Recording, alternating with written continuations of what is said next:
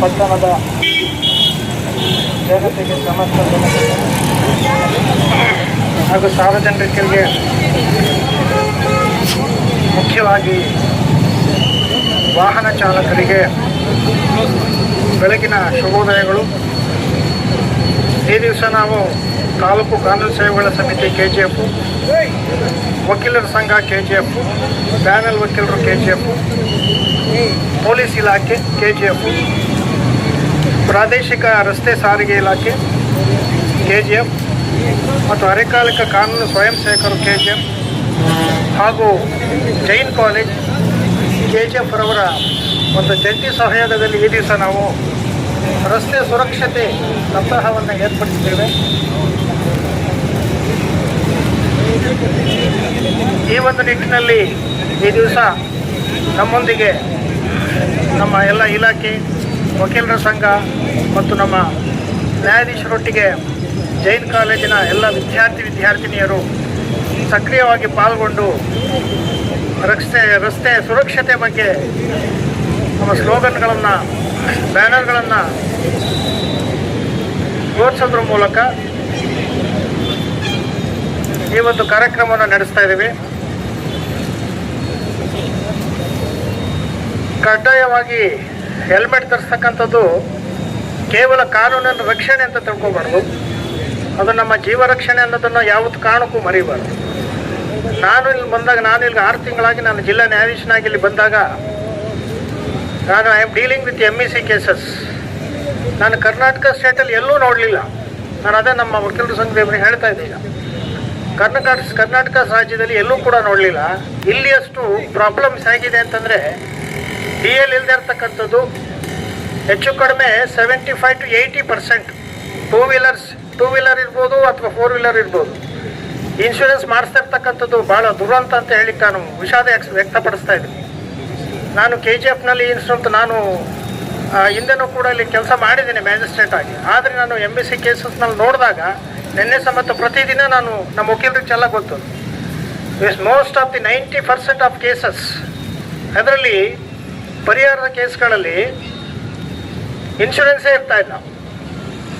Death case, ಈ ಒಂದು ಉದಾಹರಣೆಗೆ ಅಂತಂದರೆ ಯಾವುದೋ ಒಂದು ಸಿವಿಯರ್ ಇಂಜೂರ್ಡ್, ನನ್ನ ಹೆಸರು ಕೇಸು ನಂಬರ್ ಹೇಳಲಿಕ್ಕೆ ಇಷ್ಟಪಡೋಲ್ಲ, ಪಾರ್ಟಿ ಹೆಸರನ್ನ ಹೇಳಲಿಕ್ಕೆ ನಾನು ಇಷ್ಟಪಡೋದಿಲ್ಲ, ಪಕ್ಷಗಾರರ ಹೆಸರನ್ನ. ಒಂದು ಕೇಸಲ್ಲಿ ಒಬ್ಬ 70 ವರ್ಷದ ಮುದುಕ ಆಕ್ಸಿಡೆಂಟ್ ಮಾಡ್ತಾನೆ, 2 wheeler. he did not possess any driving license and there is no insurance policy to the said vehicle, 2-wheeler, motorcycle. The injured sustained severe and grievous injuries. Head injury ಆಗಿರುತ್ತದೆ. ಅವನು ಪರಿಹಾರಕ್ಕೋಸ್ಕರ ನಮ್ಮ ಕೋರ್ಟಲ್ಲಿ KGF ನ್ಯಾಯಾಲಯದಲ್ಲಿ ಕೋರ್ಟ್ನಲ್ಲಿ case ಹಾಕೋತಾನೆ. ಈಗ ಪ್ರಶ್ನೆ ಏನಪ್ಪ ಅಂತಂದರೆ, ಅವನು ತುಂಬ ಸಿವಿಯರ್ ಇಂಜುರಿ ಆಗಿ ಸರ್ಜರಿ ಆಗಿ ತುಂಬ ಸಫರ್ ಪಡ್ತಾನೆ. he had spent nearly about 25 lakhs rupees towards medical expenses, that too in a reputed ಯಾವುದೋ ಒಂದು ಒಳ್ಳೆ ಆಸ್ಪತ್ರೆ, ಅದು ಮಲ್ಟಿಪಲ್ ಸ್ಪೆಷಾಲಿಟಿ ಹಾಸ್ಪಿಟ್ಲು ಯಾವುದು ಇದು ಮಣಿಪಾಲ್ ಹಾಸ್ಪಿಟ್ಲ್, ಅಲ್ಲೆಲ್ಲ ನಿಮಗೆ ಗೊತ್ತೇ ಇದೆ ಎಷ್ಟು ಇದಾಗ್ತದೆ ಅಂತೇಳಿ. ಈಗ ಅವನಿಗೆ DL ಇಲ್ಲ, ಮೋಟ್ರ್ ಸೈಕಲ್ಗೆ ಇನ್ಶೂರೆನ್ಸ್ ಇಲ್ಲ. ಒಂದು ಮೋಟ್ರ್ ಸೈಕಲ್ 2 ವೀಲರ್ ಅಂತಂದರೆ ಅದು ಓಲ್ಡ್ ಮಾಡಲು, 10-15 ವರ್ಷದ ಓಲ್ಡ್ ಮಾಡಲು. ಅಂಥ ನಿಟ್ಟಿನಲ್ಲಿ ಅವನಿಗೆ ಏನು ಕಾಂಪನ್ಸೇಷನ್ ನಾವು ಕೊಡಬೇಕು ಕೋರ್ಟ್ನಲ್ಲಿ ಹೇಳಿ. ಅವನಿಗೆ DL ಇಲ್ಲ, ಇನ್ಶೂರೆನ್ಸ್ ಇಲ್ಲ, ಇವನು 25 ಲಕ್ಷ ಅವನು ಖರ್ಚು ಮಾಡಿರ್ತಾನೆ. ಅವನಿಗೆ ಎಷ್ಟು ಮತ್ತು ಇನ್ನೆಷ್ಟು ಖರ್ಚು, ಕೋರ್ಟ್ನಲ್ಲಿ ಎಷ್ಟು ಅವಾರ್ಡ್ ಆಗುತ್ತೋ ಗೊತ್ತಿಲ್ಲ. ಏನಿಲ್ಲ ಅಂದರೆ 35-40 ಲಕ್ಷ ಅವಾರ್ಡ್ ಆದರೆ we has to bear that expenses. ನಾವು ಆಕ್ಸಿಡೆಂಟ್ ಮಾಡಿಬಿಡ್ತೀವಿ, ಏನೋ ಒಂದು ಕ್ರಿಮಿನಲ್ ಕೇಸ್ ಆಗುತ್ತೆ, ಏನೋ ಒಂದು ಫೈನ್ ಕಟ್ಬಿಡ್ತೀವಿ, ಅಥವಾ ಏನೋ ಕನ್ವಿಕ್ಷನ್ ಆಗುತ್ತೆ, ಒಂದು 6 ತಿಂಗಳು ಜೈಲಲ್ಲಿ ಇರ್ತೀವಿ, ಬರ್ತೀವಿ. ಆದರೆ ಅಪಘಾತಕ್ಕೆ ಒಳಗಾದ ವ್ಯಕ್ತಿಗಳು, ಅವರ ಕುಟುಂಬದವರು ಎಷ್ಟು ಡಿಪೆಂಡೆನ್ಸ್ ಇರ್ತಾರೆ, ಎಷ್ಟು ಸಫರ್ ಆಗ್ತಾರೆ ಅನ್ನೋದನ್ನು ನೀವು ಯೋಚನೆ ಮಾಡಬೇಕಾಗುತ್ತೆ. ಈಗ ಆ ವ್ಯಕ್ತಿ 35 ವರ್ಷ ಅವನಿಗೆ ಆಕ್ಸಿಡೆಂಟ್ ಆದವನಿಗೆ, ಅವನ ಹೆಂಡತಿ ಮಕ್ಕಳಿದ್ದಾರೆ, ತಂದೆ ತಾಯಿ ಇದ್ದಾರೆ, ಅವನಿಗೆ ದುಡಿಲಿಕ್ಕೆ ಆಗ್ತಾ ಇಲ್ಲ. ಈಗ ಪರ್ಮನೆಂಟ್ ಡಿಸಬಿಲಿಟಿ, ಅಂಗನ್ಯೂನ್ಯತೆ ಇದೆ ಅವನಿಗೆ, ಶಾಶ್ವತ ಅಂಗನ್ಯೂನ್ಯತೆ. ಇಂಥ ಸಂದರ್ಭಗಳಲ್ಲಿ ಎಷ್ಟು ಒಂದು ಕಾನೂನನ್ನು ನಾವು ಉಲ್ಲಂಘನೆ ಮಾಡ್ದಂಗೆ ಆಗ್ತದೆ, ಆ ಕುಟುಂಬಕ್ಕೆ ನಾವು ಏನು ಪರಿಹಾರ ಕೊಟ್ಟಂಗೆ ಆಗ್ತದೆ. ಇಂಥ ಸಮಸ್ಯೆಗಳು ಸಾಕಷ್ಟು ಈ KGF ನಾನು ನೋಡ್ತಾ ಇದ್ದೀನಿ. ಹಾಗಾಗಿ ಕಡ್ಡಾಯವಾಗಿ ನಿಮ್ಮ ಒಂದು ಏನಿದೆ 2 ವೀಲರ್ ಕೆಲವು ನಾನು ನೋಡಿದ್ದೇನೆ, ಅವಾಯ್ಡ್ ಮಾಡಲಿಕ್ಕೋಸ್ಕರ ಪಕ್ಕದ ರೋಡಿಗೆ ಹೋಗೋದು, ರಸ್ತೆಗೆ ಹೋಗೋದು, ಅಲ್ಲಿ ಆಕ್ಸಿಡೆಂಟ್ ಮಾಡೋದು, ಅರ್ಜೆಂಟ್ನಲ್ಲಿ ಇದು ಮಾಡ್ತಕ್ಕಂಥದ್ದು, ಗಡಿಬಿಡಿನಲ್ಲಿ ಹೋಗ್ತಕ್ಕಂಥದ್ದು. ದಯಮಾಡಿ ಕಾನೂನನ್ನು ನೀವೇನು ಈಗ ಇನ್ಶೂರೆನ್ಸ್ ಮಾಡಿಸೋದಿಲ್ಲ, ಏನು ಒಂದು 2,000-3,000 ರೂಪಾಯಿ ಅಂತಂದರೆ ನೋಡಿ, ಅವರಿಗೆ ನಾನು ಹೇಳಿದೆ ಈಗ ಕೇಸ್ ಬಗ್ಗೆ 2-3 ಸಾವಿರ ರೂಪಾಯಿ ಖರ್ಚು ಮಾಡಿ ಅವನಿಗೆ ಇದು ಮಾಡಿದರೆ 50 ಲಕ್ಷ ಅಲ್ಲ 1 ಕೋಟಿ ಆದರೂ ಪರಿಹಾರ ಕೊಡ್ತಾಯಿದ್ರು. ಈಗ ಅವನು ಏನು ಮಾಡ್ಬೇಕು, ಅವನು ಹೆಂಗೆ ವಸೂಲಿ ಮಾಡೋದೇನು?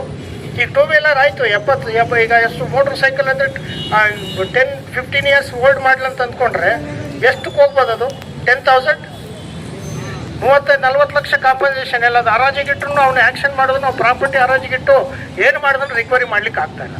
ಇದು ಭಾಳ ದುರಂತ ಅಂತ ನಾನು ಹೇಳಲಿಕ್ಕೆ ಇಷ್ಟಪಡ್ತೀನಿ. ನಾನು ಕೂಡ ಈಗ ನಾವು ಈ ನಮ್ಮ KGF ವಕೀಲರ ಸಂಘ ಮತ್ತು ಈ ಕಾನೂನು ಸೇವೆಗಳ ಸಮಿತಿ ವತಿಯಿಂದ ಈ ಅವೇರ್ನೆಸ್ ಕ್ರಿಯೇಟ್ ಮಾಡಬೇಕು ಅಂತೇಳಿ ನಾವು ಕೂಡ ಈ ಒಂದು ಆಯೋಜನೆಗಳನ್ನು ಹಮ್ಮಿಸ್ಕೋತಾ ಇದ್ದೀವಿ. ನಾನು ಕೂಡ ಡಿಸ್ಕಸ್ ಮಾಡ್ತಾ ಇದ್ದೀವಿ ಇದ್ರ ಬಗ್ಗೆ. ನಾನು ಹೇಳೋದು ಇಷ್ಟೇ, ದಯಮಾಡಿ 2 ವೀಲರ್ಗಳು ಓಡಿಸ್ತಕ್ಕಂಥವ್ರು ಬರೀ ಇನ್ಶೂರೆನ್ಸ್ ಇದನ್ನಷ್ಟೇ ಮಾಡಿದ್ರೆ ಸಾಲದು, ಬರೀ ಹೆಲ್ಮೆಟ್ ಅಷ್ಟೇ ಧರಿಸಿದ್ರೆ ಸಾಲದು. ಕಡ್ಡಾಯವಾಗಿ ಇನ್ಶೂರೆನ್ಸ್ ಪಾಲಿಸಿನ ಮಾಡ್ತಕ್ಕಂಥದ್ದು. ಆಮೇಲೆ ನಾನು ಈ ಸಾರಿಗೆ ಇಲಾಖೆ ಅಧಿಕಾರಿಗಳಿಗೆ ನಾನು ಮನವಿ ಮಾಡ್ತಾ ಇದ್ದೀನಿ, ದಯಮಾಡಿ ವಾಹನಗಳನ್ನು ಅದನ್ನು ತಪಾಸಣೆ ಮಾಡ್ತಕ್ಕಂಥದ್ದು. ಇನ್ಶೂರೆನ್ಸ್ ಇದೆಯೇ, ನಮ್ಮ ಪೊಲೀಸ್ನವ್ರಿಗೂ ಕೂಡ ಇದು ಬರೀ ಪೊಲೀಸ್ ಇಲಾಖೆ ಜವಾಬ್ದಾರಿ ಅಥವಾ RTO ಜವಾಬ್ದಾರಿ ಅಂತ ನಾವೆಲ್ಲರೂ ಕೂಡ ಸಾರ್ವಜನಿಕರು ಕೂಡ ಪ್ರತಿಯೊಬ್ಬರು ಕೂಡ ಅದಕ್ಕೆ ಸ್ಪಂದಿಸಬೇಕು ಅಂತಕ್ಕಂಥದ್ದು ತಾವು ಯಾವತ್ತೂ ಮರೆಯಬಾರ್ದು.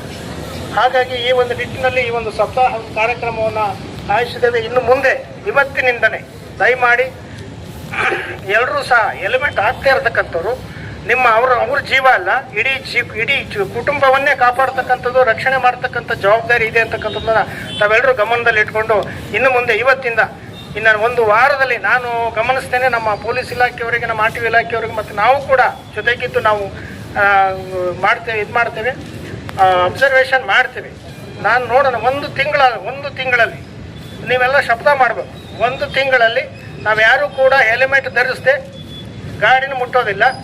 ಪ್ರತಿಯೊಂದು ಇದಕ್ಕೂ ಕೂಡ ನಾವು ಇನ್ಶೂರೆನ್ಸ್, ನಾವು ಕೂಡ ಹಳ್ಳಿಗೆ ಹೋಗಿ ಹೇಳ್ತಾ ಇರ್ತೀವಿ. ಫಸ್ಟು ನಾವು ಏನು ಮಾಡಿದ್ರೆ ಅವೇರ್ನೆಸ್ ಹೇಳೋದಂತಂದರೆ ಯಾವುದೋ ಕಾಲೇಜ್ಗೋ ಅಥವಾ ಎಲ್ಲೋ ಯಾವುದೋ ಒಂದು ಸಂಘ ಸಂಸ್ಥೆ ಯಾವುದೋ ಹಳ್ಳಿಗೆ ಹೋದರೆ ನಾವು ಹೇಳ್ತೀವಿ ಮೋಟ್ರ್ ವಾಹನ ಕಾಯ್ದೆ ಬಗ್ಗೆ ನಾವು ಫಸ್ಟ್ ಆಫ್ ಆಲ್ ಅದನ್ನು ತೊಗೊಳ್ತೀವಿ. ಈಗ ಟ್ರ್ಯಾಕ್ಟರ್ ಇರ್ತದೆ ಕೆಳಗಡೆ ಹೊರಗಡೆ ಎಲ್ಲ, ಈ ಟ್ರ್ಯಾಕ್ಟರ್ಗಳು ಓಡಿಸ್ತಕ್ಕಂಥವ್ರಿಗೆ ಇನ್ಶೂರೆನ್ಸ್ ಎಲ್ಲ ಅದು ಏನೂ ಇರೋದಿಲ್ಲ. ಅದಕ್ಕೆ ಈ ಥರದ್ದೆಲ್ಲ ಸಮಸ್ಯೆಗಳು ನೋಡಿ ಭಾಳಷ್ಟು ಸಮಸ್ಯೆಗಳು ನಾವು ಎದುರಿಸ್ತಾ ಇದ್ದೀವಿ ಈ ಒಂದು ನಿಟ್ಟಿನಲ್ಲಿ. ಮತ್ತು ಟ್ರಾಫಿಕ್ ಆಗಲಿ ಮತ್ತೊಂದಾಗಲಿ ನಮ್ಮ ಇದು ಅಂತಲ್ಲ, ಅದು ಖಾಲಿ ಈ ಕೆಲವು ಸಲ ಏನಾಗ್ತದೆ, ಸಿಗ್ನಲ್ ಇಲ್ಲದೆ ಆದರೂ ಕೂಡ ಸುಮ್ಮನೆ ಪಾಸ್ ಆಗ್ತಕ್ಕಂಥದ್ದು, ಸಿಗ್ನಲ್ ಜಂಪ್ ಆಗ್ತಕ್ಕಂಥದ್ದು.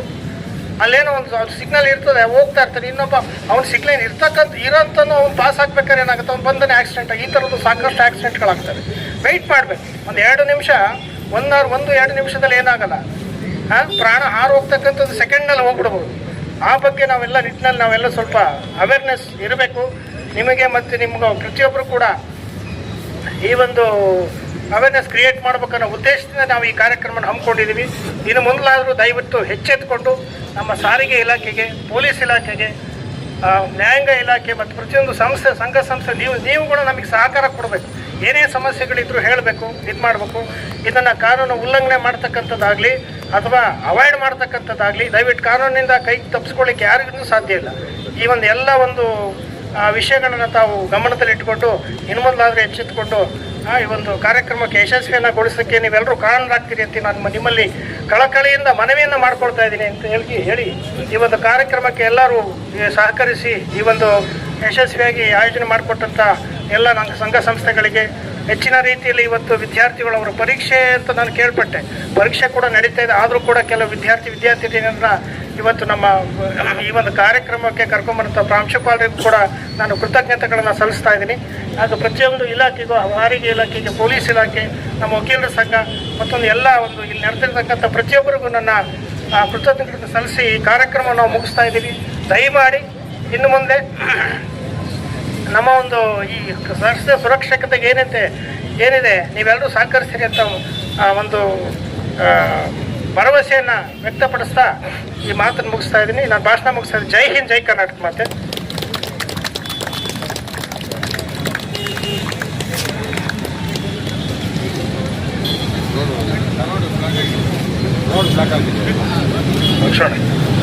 ಎಲ್ರಿಗೂ ನಮಸ್ಕಾರ. ಈ ಒಂದು ರಸ್ತೆ ಸುರಕ್ಷತೆ ಕಾರ್ಯಕ್ರಮಕ್ಕೆ ಪಾಲ್ಗೊಂಡಿರ್ತಕ್ಕಂಥ ಜಿಲ್ಲಾ ಮತ್ತು ಸತ್ರ ನ್ಯಾಯಾಧೀಶರಂತ ಶಿವಕುಮಾರ್ ಸಾಹೇಬ್ರೆ, ಗೌರವಾನ್ವಿತ ನ್ಯಾಯಾಧೀಶರಾದಂಥ ಜಯಲಕ್ಷ್ಮಿ ಮೇಡಮ್ ಅವರೇ, ಗೌರವಾನ್ವಿತ ನ್ಯಾಯಾಧೀಶರಾದಂಥ ಶಮೀದಾ ಮೇಡಮ್ ಅವರೇ, ಜೈನ್ ಕಾಲೇಜಿನ ಪ್ರಾಂಶುಪಾಲರಾದ ರೇಖಾ ಶೆಟ್ಟಿರ್ ಅವರೇ, ಹಾಗೂ ಈ ಒಂದು ನಮ್ಮ ವಕೀಲರ ಸಂಘದ ಎಲ್ಲ ಪದಾಧಿಕಾರಿಗಳೇ, ಪೊಲೀಸ್ ಇಲಾಖೆಯ ಎಲ್ಲ ಸಿಬ್ಬಂದಿ ವರ್ಗದವರೇ, ಹಾಗೂ ವಿದ್ಯಾರ್ಥಿನಿಯರೇ, ಹಾಗೂ ಮಾಧ್ಯಮ ಮಿತ್ರರೇ, ಬಂಧುಗಳೇ, ಈಗಾಗಲೇ ಜಿಲ್ಲಾ ಮತ್ತು ಸತ್ರ ನ್ಯಾಯಾಧೀಶ ಸಾಹೇಬರು ರಸ್ತೆ ಸುರಕ್ಷತೆ ಬಗ್ಗೆ ಹಲವಾರು ವಿಚಾರಗಳನ್ನು ತಮ್ಮಲ್ಲೆಲ್ಲ ಹಂಚ್ಕೊಂಡಿದ್ದಾರೆ. ಅದೇ ರೀತಿಯಾಗಿ ನಾವು ಯಾವುದೇ ಒಂದು ವಾಹನವನ್ನು, ಟೂ ವೀಲರ್ ಆಗಲಿ, ಫೋರ್ ವೀಲರ್ ಆಗಲಿ, ಯಾವುದೇ ವಾಹನವನ್ನು ನಾವು ಕೈಗೆ ತಗೋಬೇಕಾದ್ರೆ ಇಮಿಡಿಯೇಟ್ ಆಗಿ ನಮ್ಗೊಂದು ಲೈಸೆನ್ಸ್ ಇರಬೇಕು, ಅದಕ್ಕೆ RC ಇರಬೇಕು, ರಿಜಿಸ್ಟ್ರೇಷನ್ ಸರ್ಟಿಫಿಕೇಟ್ ಇರಬೇಕು, ಇನ್ಶೂರೆನ್ಸ್ ಇರಬೇಕು. ಇದನ್ನೆಲ್ಲ ನೋಡಿಕೊಂಡೇ ನಾವೆಲ್ಲ ವಾಹನಗಳನ್ನು ತಗೊಂಡು ಚಾಲನೆ ಮಾಡಬೇಕಾಗುತ್ತೆ. ಕಾರಣ ಏನು ಅಂತಂದ್ರೆ, ಸಾಹೇಬ್ರು ಹೇಳಿದ್ರು, ಇನ್ಶೂರೆನ್ಸ್ ಇಲ್ಲದೆ ಇದ್ರೆ ಏನಾಗುತ್ತೆ, ಲೈಸೆನ್ಸ್ ಇಲ್ಲದೆ ಇದ್ರೆ ಏನಾಗುತ್ತೆ ಅಂತ. ತುಂಬಾ ಕಷ್ಟ ಆಗುತ್ತೆ, ಕೈಕಾಲು ಮುರ್ಕೊಳ್ತಾರೆ, ಪ್ರಾಣನೇ ಹೋಗುತ್ತೆ. ಈ ಒಂದು ಹಿನ್ನೆಲೆಯಲ್ಲಿ ನಾವು ಈ ವಾಹನವನ್ನ ಚಾಲನೆ ಮಾಡಬೇಕಾದ್ರೆ ಡಾಕ್ಯುಮೆಂಟ್ಸ್ ತುಂಬಾ ಅಗತ್ಯವಾಗುತ್ತೆ, ಲೈಸೆನ್ಸ್ ಅಗತ್ಯವಾಗಿರುತ್ತದೆ. ಆದ್ದರಿಂದ ದಯವಿಟ್ಟು ಪ್ರತಿಯೊಬ್ಬರೂ ಸಹ ವಾಹನ ಚಾಲನೆ ಮಾಡೋಕೆ ಮೊದಲು ಟೂ ವೀಲರ್ ಚಾಲನೆ ಮಾಡಬೇಕಾದ್ರೆ ಹೆಲ್ಮೆಟ್ ಅದು ಕಡ್ಡಾಯವಾಗಿದೆ. ಇವಾಗ ಪೊಲೀಸ್ ಇಲಾಖೆಯವರು ಎಲ್ಲ ಸಾರ್ವಜನಿಕರು ಮಾತಾಡ್ಕೊಳ್ತಾರೆ, ನಮ್ಗೆ ಫೈನ್ ಹಾಕ್ಬಿಟ್ರು ಅಂತ. ಫೈನ್ ಹಾಕ್ತೀರಾ ಏನ್ ಮಾಡ್ತಾರೆ? ನಮಗೋಸ್ಕರ ತಾನೇ ಹೆಲ್ಮೆಟ್ ಅನ್ನ ಕಡ್ಡಾಯ ಮಾಡಿರೋದು, ನಮ್ಮ ಸುರಕ್ಷತೆಗೋಸ್ಕರ. ಎಲ್ಲಾದ್ರೂ ಬಿದ್ರೆ ಕೈಕಾಲು ಮುರಿಯುತ್ತೆ, ತಲೆ ಪೆಟ್ಟಾಗುತ್ತೆ. ಈ ಒಂದು ಕಾರಣದಿಂದ ಸರ್ಕಾರ ಅದನ್ನ ಹೆಲ್ಮೆಟ್ ಅನ್ನ ಕಡ್ಡಾಯ ಮಾಡಿದೆ. ಈ ಒಂದು ಹಿನ್ನೆಲೆಯಲ್ಲಿ ಸಾರ್ವಜನಿಕ ಬಂಧುಗಳು ಎಲ್ಲರೂ ಸಹ ಈ ಒಂದು ರಕ್ಷಣೆ ಸುರಕ್ಷತೆ ಬಗ್ಗೆ ನಾವೆಲ್ಲ ಪಾಲನೆ ಮಾಡಬೇಕು, ಮತ್ತು ಯಾರು ಪಾಲನೆ ಮಾಡಲು ಅದಕ್ಕೆಲ್ಲ ಅವ್ರಿಗೆಲ್ಲ ಸಹ ನಾವು ಹೇಳ್ಬೇಕಾಗುತ್ತೆ ಅಂತ ಸಂದರ್ಭದಲ್ಲಿ ಹೇಳ್ತಾ ಇದ್ದೀನಿ.